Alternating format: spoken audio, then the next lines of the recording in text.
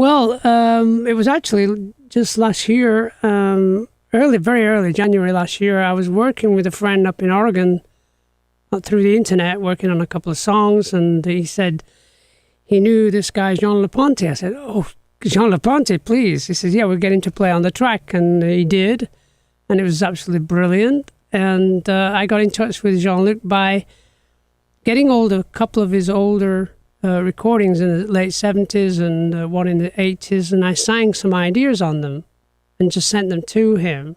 Because I sensed, I'd actually emailed him and said I was working on a couple of things, and he said, "Okay, please, yes," And then he just loved it. And over the probably March, April of last year, we started writing more ideas, and I got on very well with the manager of the opera house. And he said, "What are you doing this year?" I said, "Well, I'm going to get together with Jean-Luc and his band and, rehearse and maybe do some shows." He says, "Why don't you come here and rehearse? Because we've just got a new recording system built in last year and we haven't used it yet." And so we went up there for just over a couple of weeks with an idea of what we would do, put on a show, do a concert at the opera house and record it, and then, get down to mixing it and finishing and go on tour as a band, as a unit, as a project. And it just took longer than expected to finish. So we started tidying the thing up, and it took a couple of months. And then the video we had at the same time wasn't really a good video. It was just done by local people who probably do a lot of weddings. And but the footage was there. And my good friend Sean McKee came in and did a production on it, which is really cool. Made it look and feel the vibe right as a live show. And again, it just took a little time. And by, I think, July, we realized we'd finished it. And we said, "What are we going to call it?" So, well, better late than never. We should have been ready in February. Because we had all these Kickstarter people putting money up for it. And they were waiting patiently. And so the project is finished. We released it last week. And it's a very exciting time, of course. It's like, let's see what happens. And we're getting good reviews, which is good. Yes. And Jean-Luc's a special person. He's very, very talented. And he's worked with some of the great musicians of all time. And he has a great band. The musicians are fantastic. They're truly good. Well, the story goes like, it was 2001. I was still with Yes. And Rick Wakeman had just rejoined the band, and we were trying to get a deal with a record company.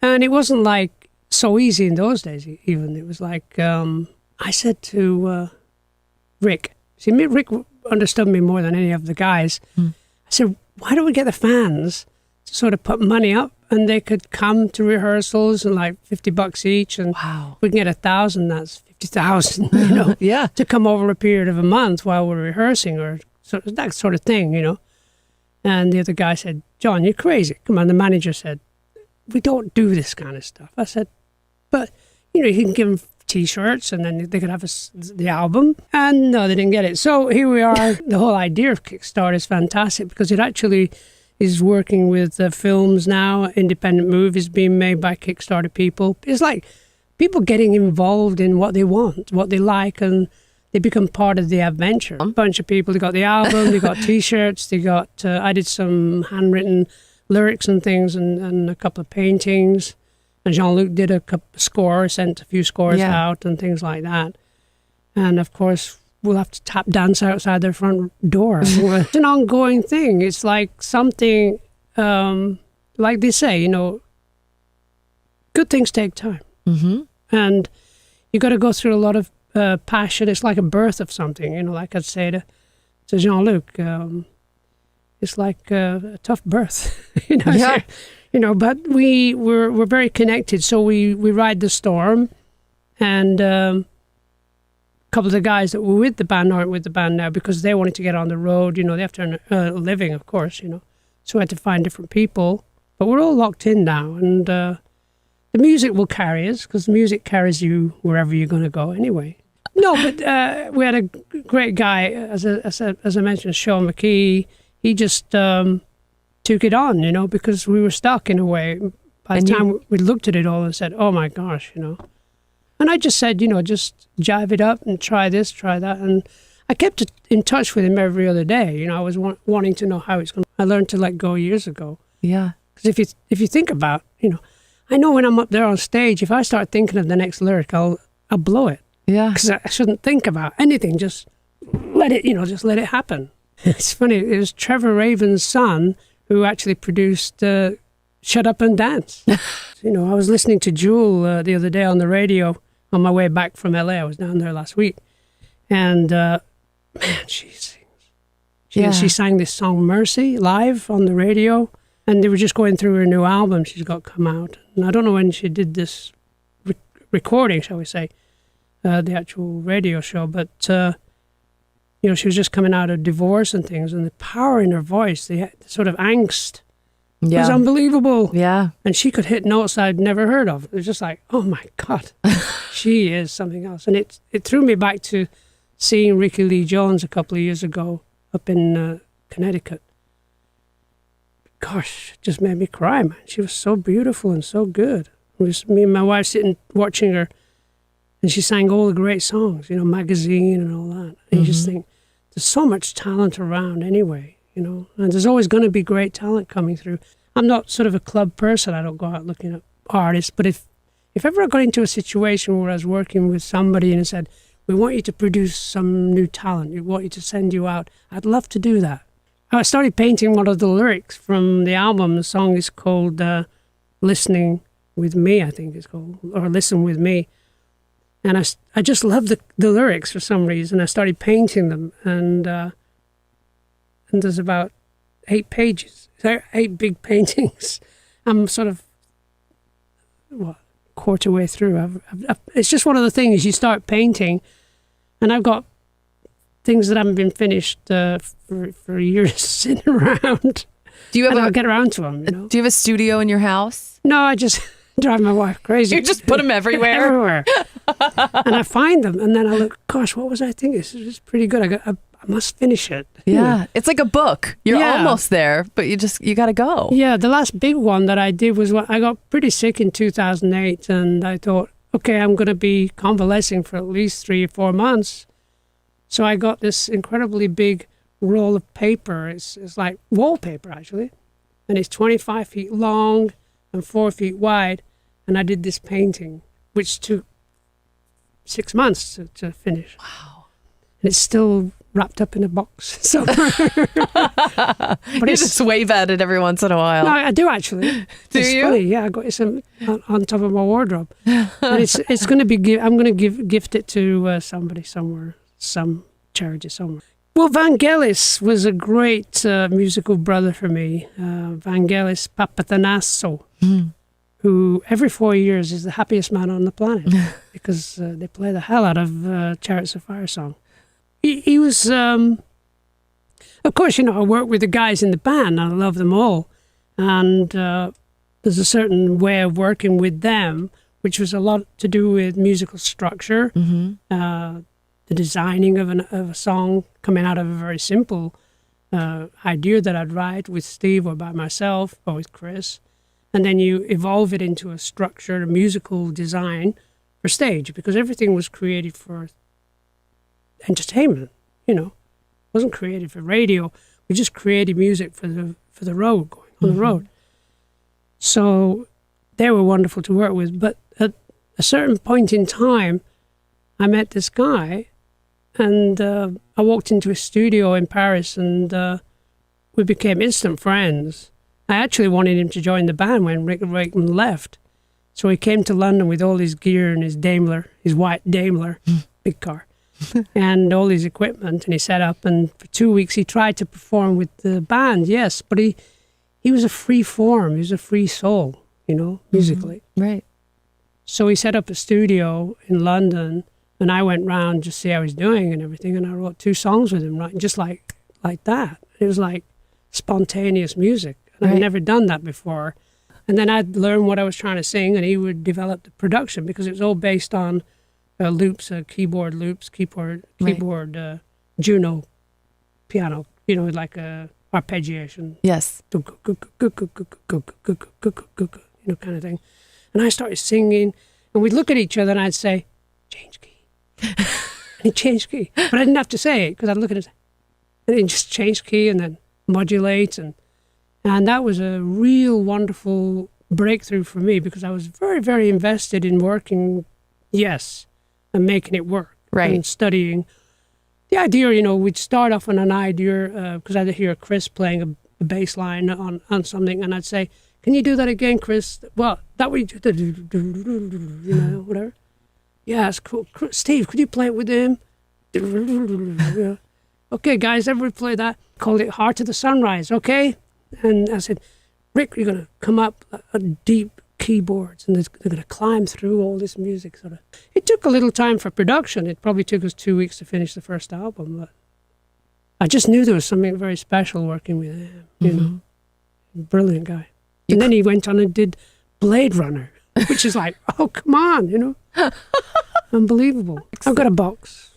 Do you? Big box. How big?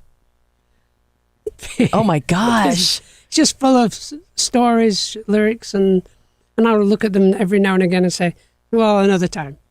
Yeah, I'm halfway through a book. In fact, I did an album a few years ago called Survival and Other Stories. Mm-hmm.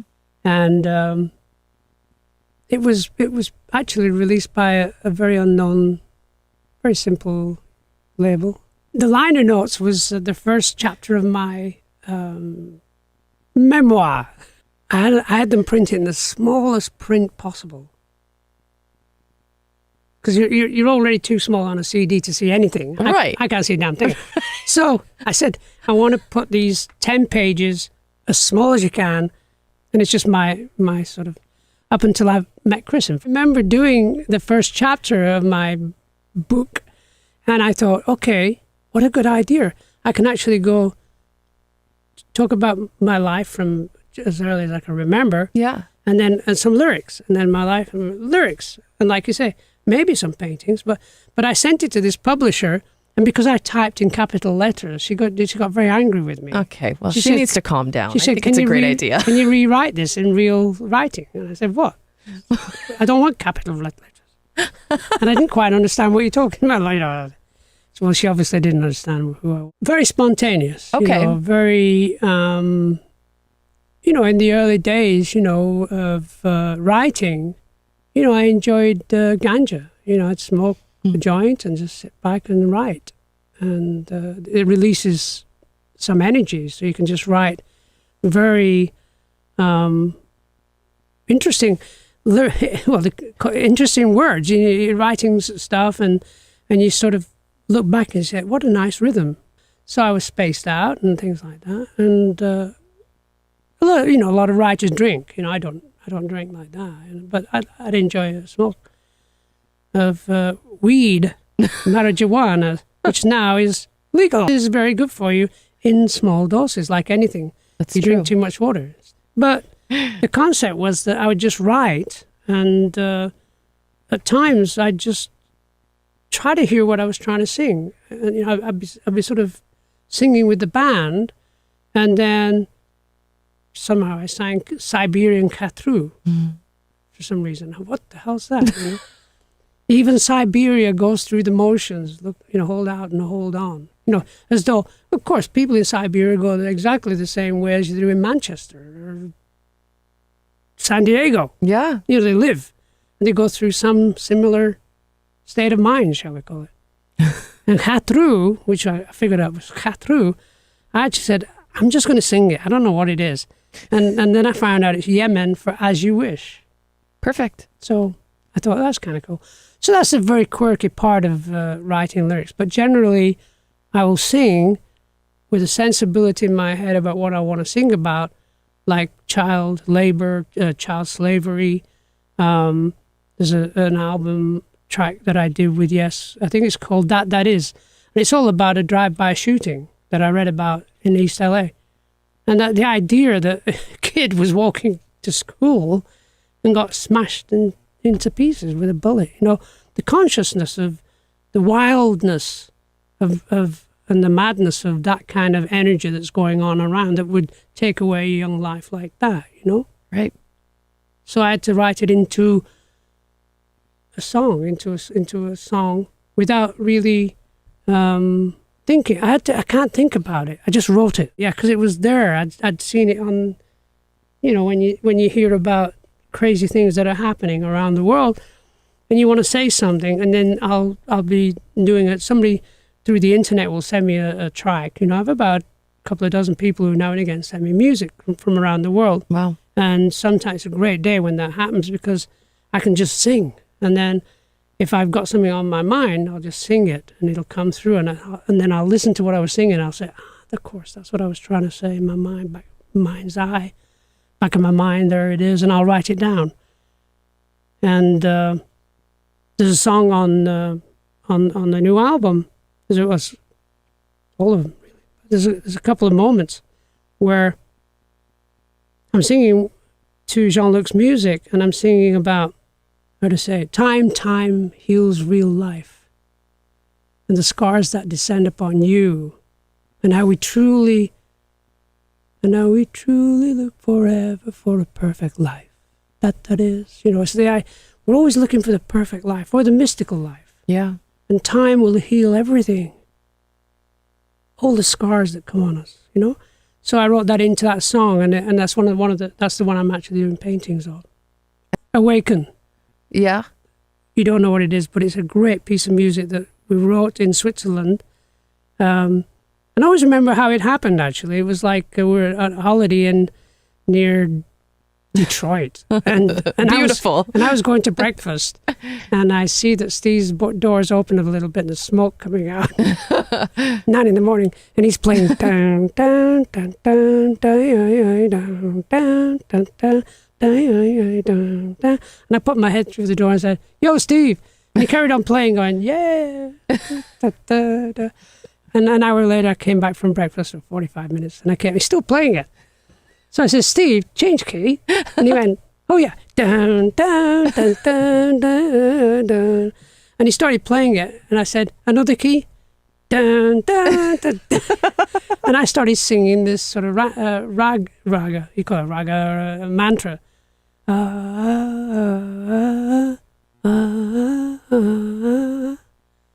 And we got through it, and I said, "This is really great. Can you record this?" Yeah, and he put his recorder on. So he started playing, and I sang it. And then I said to him, "Okay, how many chords can you play without repeating yourself?" Okay. And he started playing these chords, and they were beautiful chords. And I said, I said, "You repeat now?" He said, "Yeah, I'm going to repeat now," after about 12 chords. And I started singing this melody to it. Mm-hmm. And it all came together in the space of that 15-minute thing that we recorded. And a year later, we were in you should actually see it. It's a special thing. In fact, I recorded it in Iceland 2 years ago with a group and a choir and a small orchestra. Oh my God! And you can go on to YouTube and see it. It's John Anderson, Todd Mobile, Awaken. And it just gives you the gravity, to me, the gravity of what Yes really was. And it's about 18 minutes long. It takes, like anything, some music takes time to listen to. It's like going on a journey, mm-hmm. It's not going to hit you in the face. You just got to go with the flow. Mm-hmm. And it'll take you there. It'll take you to a great place. And whenever I watch it, and I remember performing it with Yes, and it was like heaven to me.